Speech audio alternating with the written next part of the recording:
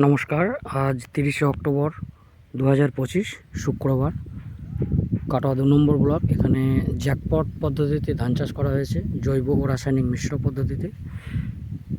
ভিডিওর বাম দিকে আপনারা দেখছেন জৈব ও রাসায়নিকের সংমিশ্রণে চাষ হয়েছে, আপনারা দেখুন। আর ডান দিকে সম্পূর্ণ রাসায়নিকের চাষ হয়েছে। অতিরিক্ত রাসায়নিক দেওয়ার ফলে ধানগুলোর অবস্থা দেখুন, আপনারা দেখতেই পাবেন।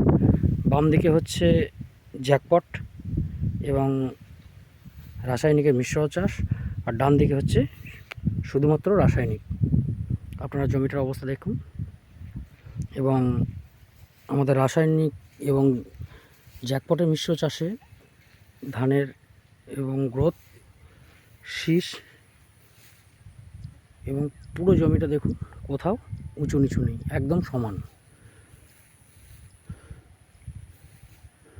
দেখুন, আপনারা কম্পেয়ার করলেই বুঝতে পারবেন। ভিডিওর বাম দিকে জ্যাকপট পদ্ধতি, ডান দিকে রাসায়নিক পদ্ধতি। শীষ দেখতে পাবেন।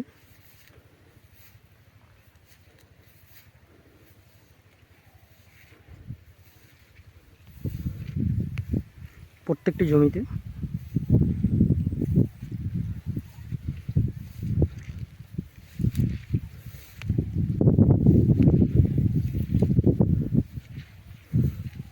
যে কোনো শীষ আপনি বলতে পারেন, তুলে আমি দেখিয়ে দিতে পারি আপনাকে।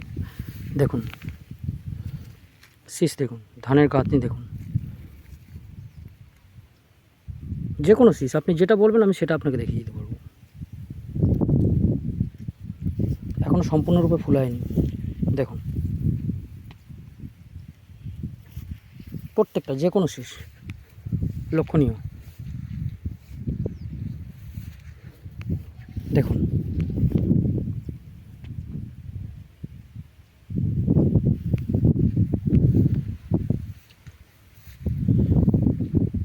এটি রাসায়নিক, এটি আমাদের জৈব।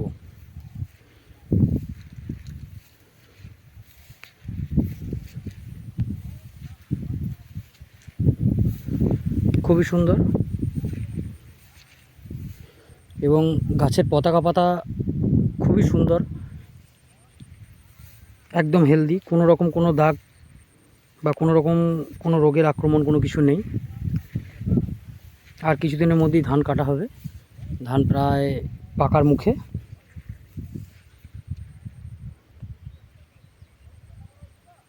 এই জমিতে অত্যাধিক রাসায়নিক দেওয়ার কারণে পতাকা পাতাগুলো প্রত্যেকটা শুকিয়ে গেছে, ধানের পুষ্টটা ঠিকঠাক আসবে না।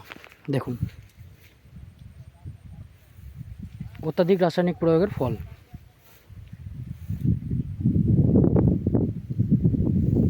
এটা আমাদের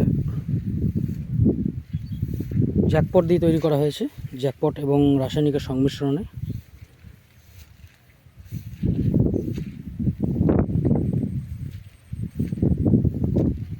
তো আসুন আমাদের সাথে জৈব চাষ করুন এবং সুস্থ জীবনযাপন করুন।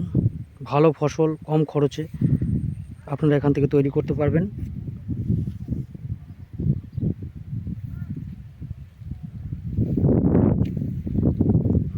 সুন্দর মেঘাছা একটা পরিবেশ, সূর্য উঠেছে, মেঘে ঢাকা পড়ে যাচ্ছে কখন, খুব সুন্দর লাগছে। প্রাকৃতিক দুর্যোগ না হলে এবার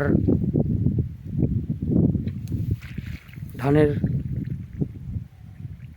ফলন অন্যবারের থেকে অনেক বেশি প্রত্যেকটা জমিতেই, যারা খুব ভালোভাবে ট্রিটমেন্ট করতে পেরেছে। আমি তো 3বারের বেশি স্প্রে করিনি,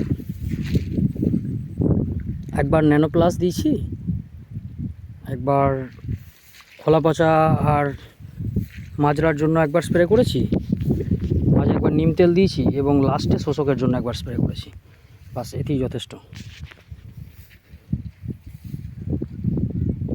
দেখুন শীষগুলো আপনাদের চোখে পড়বে, শীষগুলো আপনারা দেখতে পারেন। প্রত্যেকটা শীষ আমি যেটা বলবেন সেটা দেখিয়ে দেবো। শীষের গাঁথনি থেকে আরম্ভ করে কম্পেয়ারে আপনি করলেই দেখতে পাবেন।